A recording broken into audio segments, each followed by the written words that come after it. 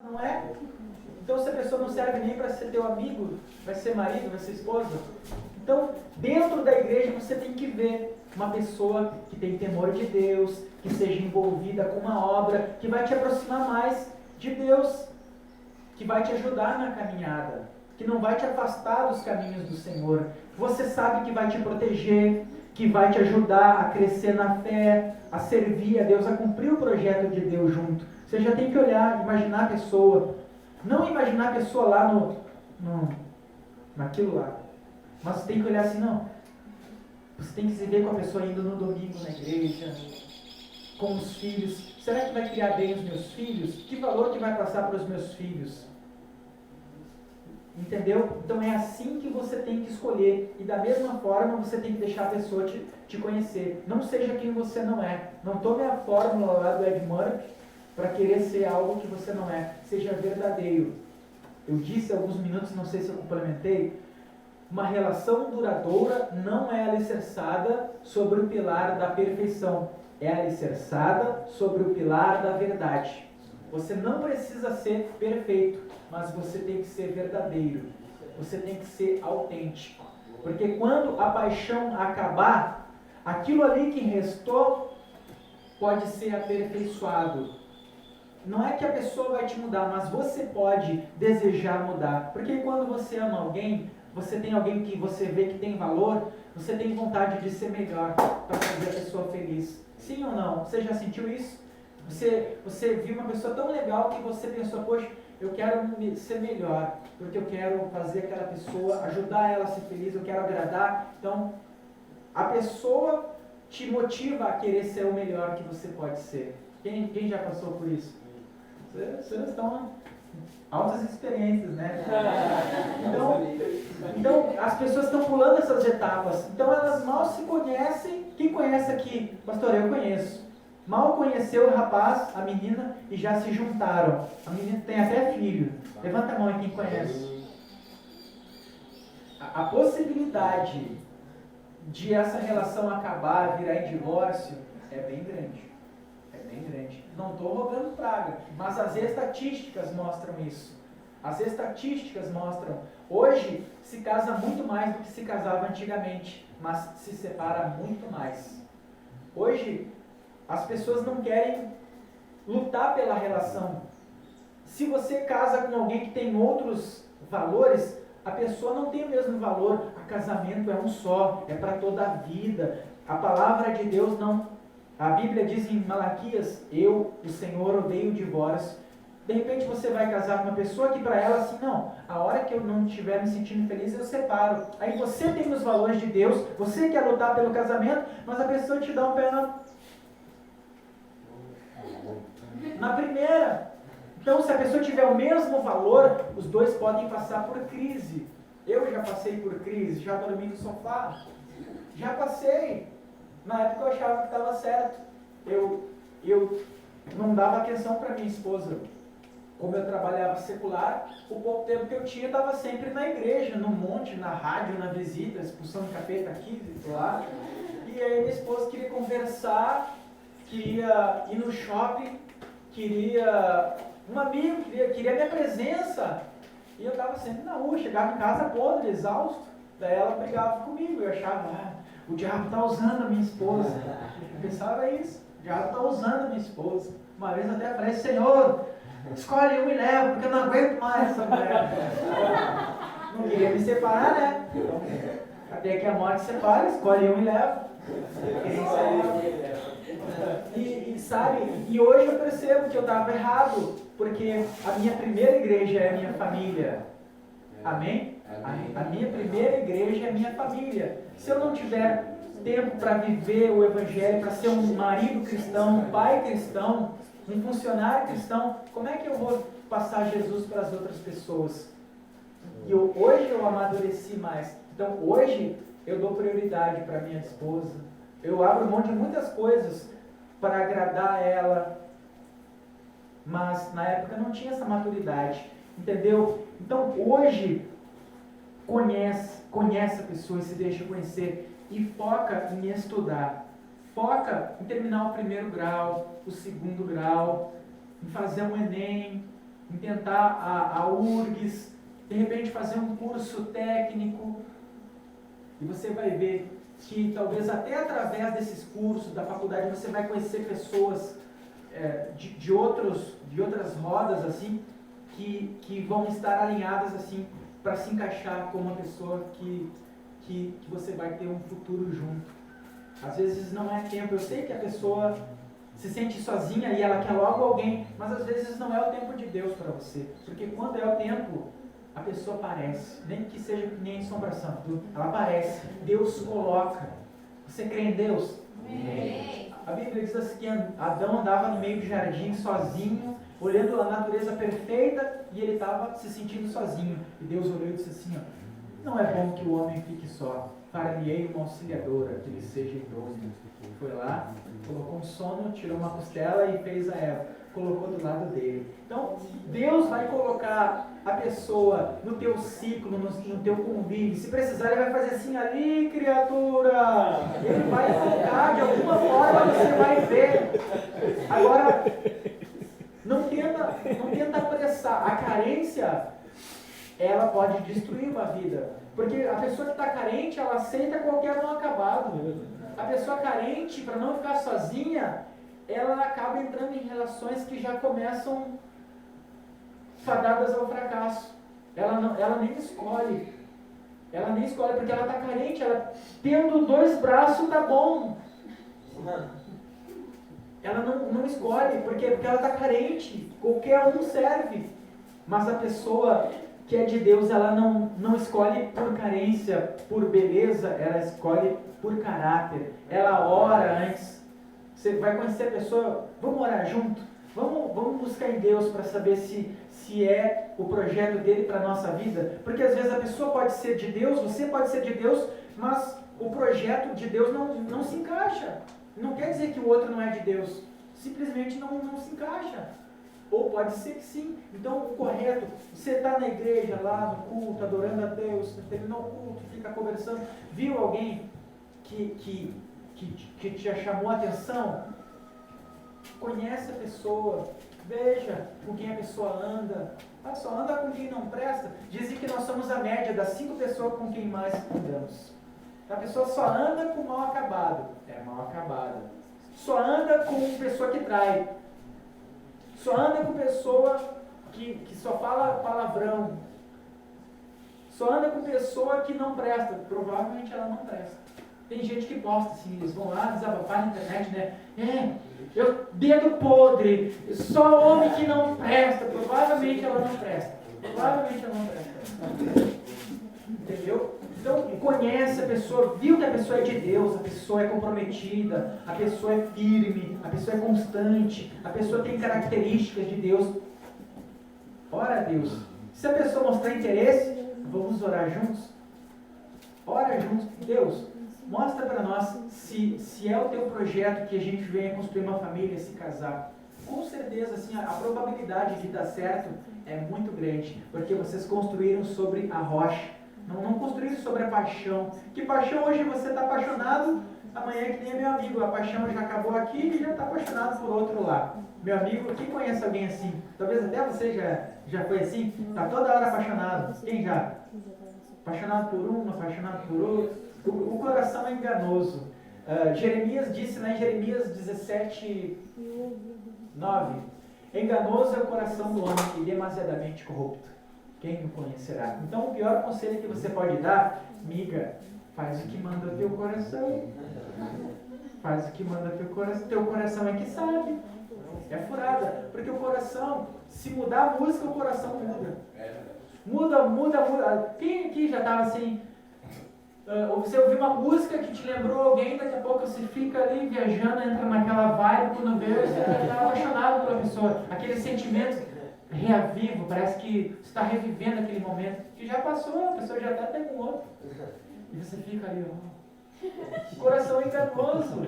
Então, o cristão, nós não somos guiados pelo coração, por sentimentos. Nós somos guiados pela palavra e pelo Espírito. Nós negamos a nossa paixão, a nossa carne, as nossas paixões, os nossos sentimentos todo dia. Isso é ser cristão, é negar a si mesmo todo dia, é andar no Espírito, na palavra. Então, Eu já falei demais, mas o meu conselho: estude, crie uma estrutura para ter uma família abençoada. E antes de se envolver com um primeiro mal acabado que aparecer, conheça e se deixe conhecer. E quando for namorar, o conselho que eu dou, que os pais é que deveriam cobrar, mas não cobram. Se você é cristão, não fique sozinho, porque o teu hormônio, a tua carne não se converte. Então, você é cristão, você quer andar no Espírito, e aí sai todo mundo e você fica ali sozinho.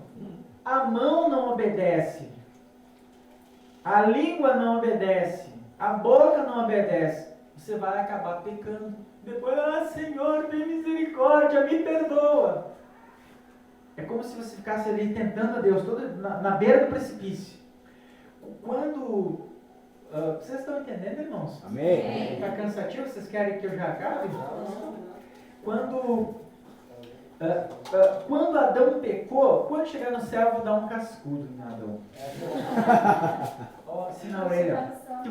Bem na orelha. Vou chegar por trás dele.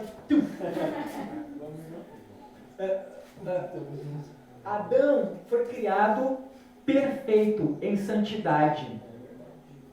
Você sabia que quando Deus criou o corpo, o nosso corpo foi projetado para não vivenciar a morte? Você foi fabricado para não morrer. Sabia disso?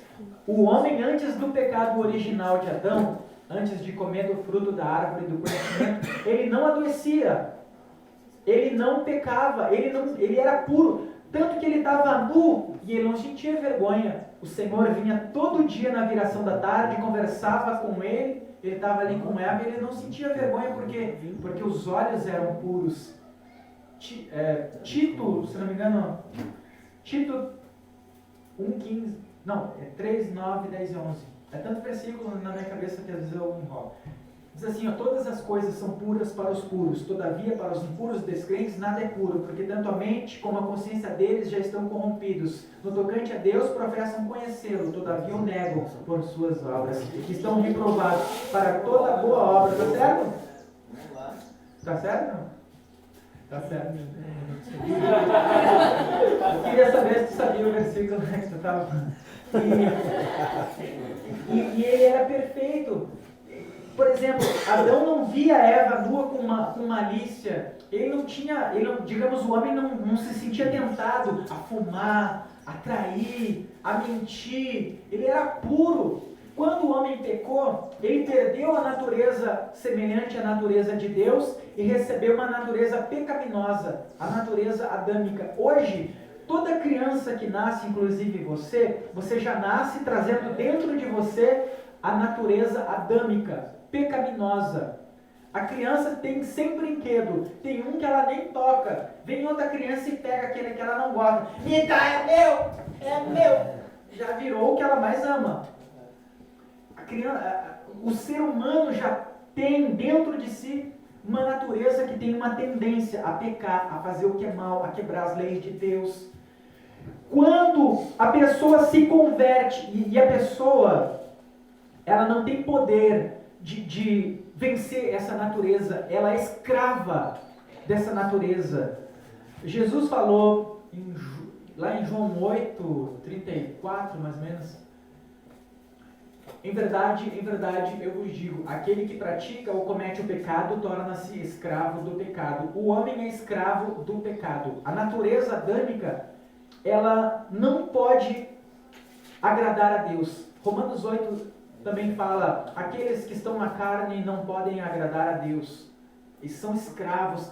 Tem pessoa que diz assim, não, eu não quero mais fumar. Ela não consegue, ela vai lá e compra a carteira de cigarro. Eu não quero mais trair. O meu cônjuge é uma bênção, não merece. Mas está lá traindo, porque a pessoa não tem domínio próprio. Quando a pessoa aceita Jesus, ela recebe a natureza do Espírito. Antes, ela era governada pela natureza adâmica. Por isso que ela era inimiga de Deus e espiritualmente estava morta. Quando ela aceitou Jesus, ela recebeu o Espírito Santo. O nome dela é escrito no livro da vida, E o Espírito Santo dá a ela a natureza do próprio Deus. Uma natureza que dá para ela poder de vencer a si mesmo. Coisa que até então ela não tinha. Antes ela era dominada pela carne. Agora ela tem uma natureza que dá para ela poder de vencer a carne. Quem está entendendo? Amém. Tem um desenho do Pica-Pau. Olha eu. Acho que do Tom Jerry também. Já sabe? Já captou?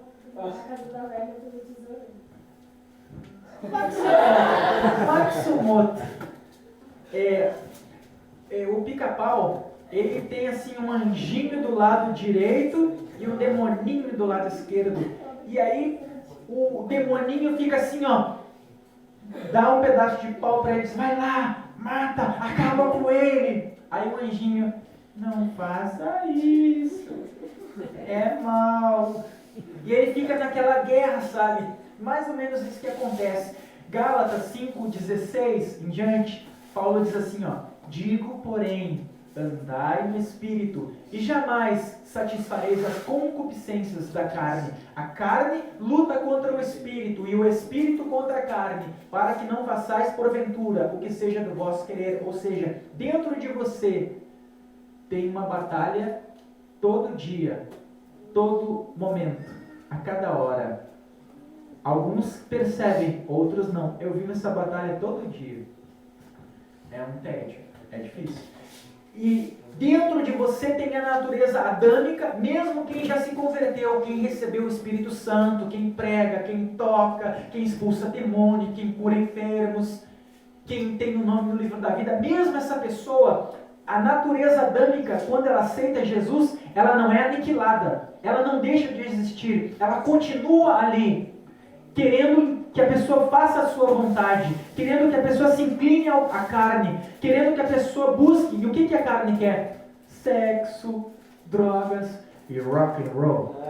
A carne quer o que? Quer se vingar, bateu de um lado, levou do outro. É ou não é? A carne quer isso. A carne quer beber, quer fumar, quer beijar, quer paquerar, quer ser famoso, que é as coisas do mundo. A carne quer isso, se inclina para isso. E muitas dessas coisas são pecaminosas. E o Espírito, aí agora você que ouviu a palavra, que recebeu o Espírito, a natureza do Espírito, são duas naturezas que estão dentro da mesma pessoa. Agora você tem o poder, a natureza do Espírito, para resistir à carne. Antes vinha a tentação, você já estava lá, afundado na lama. Escravo do pecado, você não conseguia se controlar. Mas agora a natureza do Espírito, ela vai ter poder de dizer não. Então antes você tinha relação antes do casamento. Quantas pessoas que namoravam e tinham relação sexual, que é pecado, fora do casamento? O sexo foi criado por Deus, é uma bênção dentro do casamento. Ele une o casal, ele desestressa, não tem tempo para entrar em tantos detalhes. Mas fora do casamento ele é maldição. É maldição. Ele é porta de entrada de demônios, de espíritos malignos. Tanto o sexo fora do casamento, quanto a pornografia e a masturbação. Se der tempo eu vou falar um pouco sobre isso. Então, você recebeu a natureza do Espírito. Quando você for tentado, a tua natureza adâmica quiser que você peque, que você abra no celular ali o X-vídeos, os videozinhos pornográficos. Hoje em dia, 7, 8 anos, crianças já estão viciadas em pornografia. 7, 8, até 6, 12, meninas também. Antes se tinha uma ideia que era só os meninos, mas as meninas também. Porque o pecado está à disposição. Eu lembrei agora o que Deus disse para Caim, esses dias até deu na novela. Deus disse assim para Caim, quando Caim estava bravo porque Deus rejeitou a oferta dele e aceitou do irmão Abel. Ele ficou tomado de ódio e ele estava furioso, ele estava pensando, pedrada ou paulada? Eu dou uma pedrada, eu dou uma paulada, fogo, esgano, o que eu faço? E Deus olhando, né? Deus esquadrinha o coração para os pensamentos e Deus fala com ele, ô Caim! Gênesis 4:7. Alguém sabe? Se procederes bem, não é certo que serás aceito. Se todavia procederes mal, eis que o pecado jaz à porta, e o teu desejo será contra ti, mas a ti cumpre dominá-lo. Ou seja, meu irmão, você vai ser tentado todo dia. Todo dia o diabo vai colocar um prato de lentilha, uma proposta para te tirar da presença de Deus, porque ele não quer que você seja salvo. Ele não quer que você seja canal de salvação. Ele quer que você tenha os prazeres do mundo e perca a tua salvação indo para o Hades. Mas Deus falou para Caim, se você proceder bem, você será aceito, mas o pecado está à porta, e o teu desejo será contra ti. É todo dia, nós vivemos essa luta, essa inclinação, mas só que quando nós oramos, quando nós alimentamos, tem uma ilustração, você já deve ter ouvido, dos 2 cães, ou dos 2 lobos. Pode ser com lobo, tanto faz. Pode ser com gato, se é mesmo, estou brincando. 2 cães, eles iam brigar, eles iam se pegar no laço, mordida na orelha e tudo, e eles iam se pegar, só que uma semana antes, um foi alimentado com as melhores rações, com carne e com água, e o outro só pão e água. Daqui a uma semana eles se encontram no ringue lá no UFC, Dana White está lá olhando todo mundo, e eles vão se pegar lá. O que você acha que vai vencer? O que comeu pão e água ou o que comeu carne e as melhores rações? O que mais se alimentou, ele vai estar mais forte. Assim é na nossa vida. Se nós alimentarmos a natureza adâmica, se nós estivermos sempre voltados para as coisas terrenas do mundo, os nossos amigos é só gente do mundo. Jesus falou, vocês estão no mundo, mas vocês não fazem parte dele. Dele eu vos tirei. Mas nós temos que conviver com pessoas do mundo. Mas se você é cristão, os teus melhores amigos tem que ser cristão, tem que ser os mesmos valores. Você vai influenciar os ímpios, os mundanos, mas você não vai pegar as pessoas do mundo que tem outros valores, que vão te dar conselho furado, e você vai abrir o teu coração, vai ser o teu amigo mais íntimo. Não, você tem que ter os teus melhores amigos, pessoas da mesma fé. Lá na Babilônia, Sadraque, Mesaque, Abednego e Daniel, eles se uniram e um ajudou o outro. Eles se tornaram os melhores amigos. Eles oravam juntos, eles jejuavam juntos. Eles desvendaram o sonho do rei que ia matar todos os sábios, mas não matou porque Deus deu a eles a revelação, porque eles oraram e jejuaram juntos. Eles se ajudaram, não foram devorados pelos leões, pelas chamas da fornalha.